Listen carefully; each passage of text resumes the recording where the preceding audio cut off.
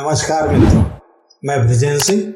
हमारे YouTube channel में आपका स्वागत है। आप सुन रहे हैं मुंशी प्रेमचंद के उपन्यास गोदान का दूसरा भाग। सेमरी और बेल्लारी दोनों अवध प्रांत के गांव हैं। जिले का नाम बताने की कोई जरूरत नहीं। होरी बेल्लारी में रहता है, राय साहब अमरपाल सिंह सेमरी में। दोनों गांवों में केवल 5 मील का अंतर है। पिछले सत्याग्रह संग्राम में राय साहब ने बड़ा यश कमाया था। काउंसिल की मेंबरी छोड़कर जेल चले गए थे। तब से उनके इलाके के असामियों को उनसे बड़ी श्रद्धा हो गई थी। यह नहीं कि उनके इलाके में असामियों के साथ कोई खास रियायत की जाती हो, ये डांड और बेगार की कड़ाई कुछ कम हो, मगर यह सारी बदनामी मुख्तारों के सर जाती थी। राय साहब की कीर्ति पर कोई कलंक न लग सकता था। वह बेचारे भी तो उस व्यवस्था के गुलाम थे। जाब्ते का काम तो जैसे होता चला आया वैसे ही होगा। राय साहब की सज्जनता उस पर कोई असर न डाल सकती थी, इसलिए आमदनी और अधिकार में जौ भर की भी कमी न होने पर भी उनका यश मानो बढ़ गया था। असामियों से वह हंसकर बोल लेते थे, यही क्या कम है, सिंह का काम तो शिकार करना है। अगर वह गरजने और गुर्राने के बदले मीठी बोली बोल सकता तो उसे घर बैठे मनमाना शिकार मिल जाता। शिकार की खोज में जंगल में न भटकना पड़ता। राय साहब राष्ट्रवादी होने पर भी हुक्काम से मेलजोल बनाए रखते थे। उनकी नजरें और डालियां और कर्मचारियों की दस्तूरियां जैसी की तैसी चली आती थी। साहित्य और संगीत के प्रेमी थे, ड्रामा के शौकीन, अच्छे वक्ता थे, अच्छे लेखक, अच्छे निशानेबाज। उनकी पत्नी की उम्र आज 10 साल हो चुके थे, मगर दूसरी शादी न की थी। हंस बोलकर अपने विधुर जीवन को बहलाते रहते थे। होरी ड्योढ़ी पर पहुंचा तो देखा जेठ के दशहरे के अवसर पर होने वाले धनुष यज्ञ की बड़ी जोरों से तैयारियां हो रही हैं। कहीं रंगमंच बन रहा है, कहीं मंडप, कहीं मेहमानों का आतिथ्य गृह, कहीं दुकानदारों के लिए दुकानें। धूप तेज हो गई थी, पर राय साहब खुद काम में लगे हुए थे। अपने पिता से संपत्ति के साथ साथ उन्होंने राम की भक्ति भी पाई थी और धनुष यज्ञ को नाटक का रूप देकर उसे श्रेष्ठ मनोरंजन का साधन बना दिया था। इस अवसर पर उनके यार दोस्त, हाकिम, हुक्काम सभी निमंत्रित होते थे और 2-3 दिन इलाके में बड़ी चहल पहल रहती थी। राय साहब का परिवार बहुत विशाल था। कोई 150 सरदार एक साथ भोजन करते थे। कोई चचा थे, दर्जनों चचेरे भाई, कई सगे भाई, बीसियों नाते के भाई। एक चचा साहब राधा के अनन्य उपासक थे और बराबर वृंदावन में रहते थे। भक्ति रस के कितने ही कवित्र रच डाले थे और समय समय पर उन्हें छपवाकर दोस्तों को भेंट कर देते थे। एक दूसरे चचा थे जो राम के परम भक्त थे और फारसी भाषा में रामायण का अनुवाद कर रहे थे। रियासत से सबके वजीफे बंधे हुए थे, किसी को कोई काम करने की जरूरत न थी। होरी मंडप में खड़ा सोच रहा था कि अपने आने की सूचना कैसे दे कि सहसा राय साहब उधर ही आ निकले और उसे देखते ही बोले, अरे तू आ गया होरी, मैं तो तुझे बुलवाने वाला था। देख, अब की तुझे राजा जनक का माली बनना पड़ेगा, समझ गया ना।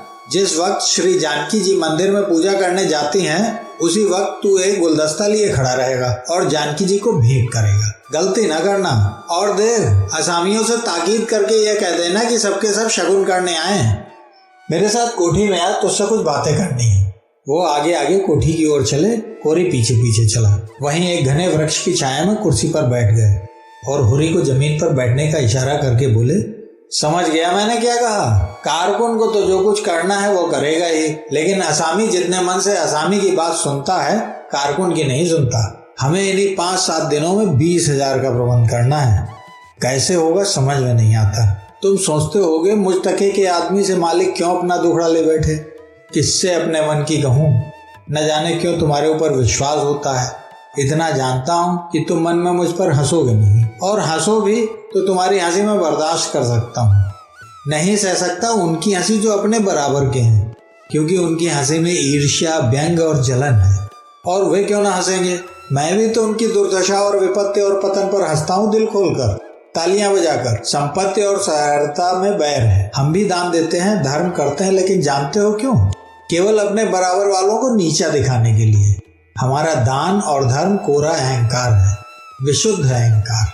हम में से किसी पर डिग्री हो जाए, कुर्की आ जाए, बकाया मालगुजारी की इल्लत में हवालात हो जाए, किसी का जवान बेटा मर जाए, किसी की विधवा बहू निकल जाए, किसी के घर में आग लग जाए, कोई किसी वैश्या के हाथों उल्लू बन जाए या अपने असामियों के हाथों पिट जाए, तो उसके और सभी भाई उस पर हंसेंगे, बगले बजाएंगे, मानो सारे संसार की संपदा मिल गई है। और मिलेंगे तो इतने प्रेम से जैसे हमारे पसीने की जगह खून बहाने को तैयार है। अरे और तो और हमारे चचेरे, फुफेरे, ममेरे, मौसेरे भाई जो इसी रियासत की बदौलत मौज उड़ा रहे हैं, कविता कर रहे हैं और जुए खेल रहे हैं, शराबे पी रहे हैं और अय्याशी कर रहे हैं, वह भी मुझसे जलते हैं। आज मर जाऊं तो घी के चिराग जलाएं। मेरे दुख को दुख समझने वाला कोई नहीं। उनकी नजरों में मुझे दुखी होने का कोई अधिकार ही नहीं है। मैं अगर रोता हूं तो दुख की हंसी उड़ाता हूं। मैं अगर बीमार होता हूं तो मुझे सुख होता है। मैं अगर अपना ब्याह करके घर में कलह नहीं बढ़ाता तो यह मेरी नीच स्वार्थपरता है। अगर ब्याह कर लूं तो वह विलासांधता होगी।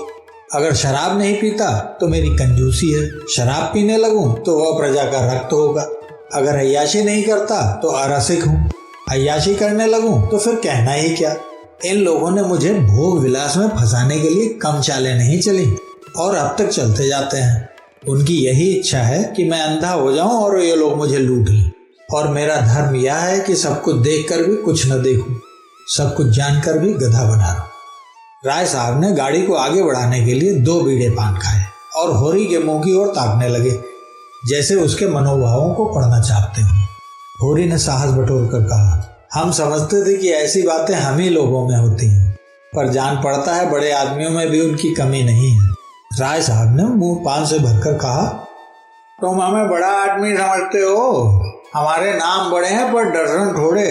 गरीबों में अगर ईर्ष्या या बैर है तो स्वार्थ के लिए या पेट के लिए। ऐसी ईर्ष्या और बैर को मैं क्षम्य समझता हूँ। हमारे मुंह की रोटी कोई छीन ले तो उसके गले में उंगली डालकर निकालना हमारा धर्म हो जाता है। अगर हम छोड़ दें तो देवता हैं। बड़े आदमियों की ईर्ष्या और बैर केवल आनंद के लिए है। हम इतने बड़े आदमी हो गए हैं कि हमें नीचता और कुटिलता में निस्वार्थ और परम आनंद मिलता है। हम देवतापन के उस दर्जे पर पहुंच गए हैं जब हमें दूसरों के रोने पर हंसी आती है। इसे तुम छोटी साधना मत समझो। जब इतना बड़ा कुटुंब है तो कोई ना कोई तो हमेशा बीमार रहेगा ही, और बड़े आदमियों के रोग भी बड़े होते हैं। वह बड़ा आदमी ही क्या जिसमें कोई छोटा रोग हो। मामूली ज्वर भी आ जाए तो हमें सरसाम की दवा दी जाती है। मामूली फुंसी भी निकल आए तो वह जहरबाद बन जाती है। अब छोटे सर्जन, मजबूले सर्जन और बड़े सर्जन तार से बुलाए जा रहे हैं। मसीहुल मुल्क को लाने के लिए दिल्ली आदमी भेजा जा रहा है। भिषगाचार्य को लाने के लिए कलकत्ता। उधर देवालय में दुर्गा पाठ हो रहा है और ज्योतिषाचार्य कुंडली का विचार कर रहे हैं और तंत्र के आचार्य अपने अनुष्ठान में लगे हुए हैं। राजा साहब को यमराज के मुंह से निकालने के लिए दौड़ लगी हुई है।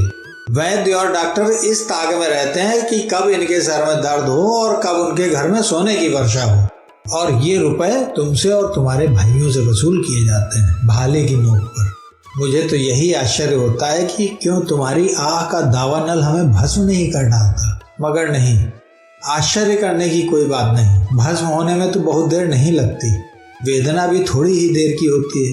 हम जौ जौ और अंगुल अंगुल और पोर पोर भस्म हो रहे हैं। उस हाहाकार से बचने के लिए हम पुलिस की, हुक्काम की, अदालत की, वकीलों की शरण लेते हैं और रूपवती स्त्री की भांति सभी के हाथों का खिलौना बनते हैं। दुनिया समझती है हम बड़े सुखी हैं। हमारे पास इलाके, महल, सवारियां, नौकर चाकर, कर्ज, वैश्याएं क्या नहीं है। लेकिन जिसकी आत्मा में बल नहीं, अभिमान नहीं, वह और चाहे कुछ हो आदमी नहीं है। जिसे दुश्मन के भय के मारे रात को नींद ना आती हो, जिसके दुख पर सब हंसें और रोने वाला कोई ना हो, जिसकी चोटी दूसरों के पैरों के नीचे दबी हो, जो भोग विलास के नशे में अपने को बिल्कुल भूल गया हो, जो हुक्काम के तलवे चाटता हो और अपने अधीनों का खून चूसता हो, मैं उसे सुखी नहीं कहता। वह तो संसार का सबसे अभागा प्राणी है। साहब शिकार खेलने आए या दौरे पर, मेरा कर्तव्य है कि उनकी दुम के पीछे लगा रहूं। उनकी भौहों पर शिकन पड़ी और हमारे प्राण सूखे। उन्हें प्रसन्न करने के लिए हम क्या नहीं करते। मगर वह पछड़ा सुनाने लगूं तो शायद तुम्हें विश्वास ना आए। डालियों और रिश्वतों तक तो खैर गनीमत है, हम सिजदे करने को भी तैयार रहते हैं। मुफ्तखोरी ने हमें अपंग बना दिया है। हमें अपने पुरुषार्थ पर लेश मात्र भी विश्वास नहीं। केवल अफसरों के सामने दुम हिला हिलाकर किसी तरह उनके कृपा पात्र बने रहना और उनकी सहायता से अपनी प्रजा पर आतंक जमाना ही हमारा उद्यम है। पिछलग्गुओं की खुशामदों ने हमें इतना अभिमानी और तुनक मिजाज बना दिया है कि हमें शील, विनय और सेवा का लोभ हो गया है। मैं तो कभी कभी सोचता हूँ कि अगर सरकार हमारे इलाके छीन कर अपनी रोजी के लिए मेहनत करना सिखा दे तो हमारे साथ महान उपकार करे।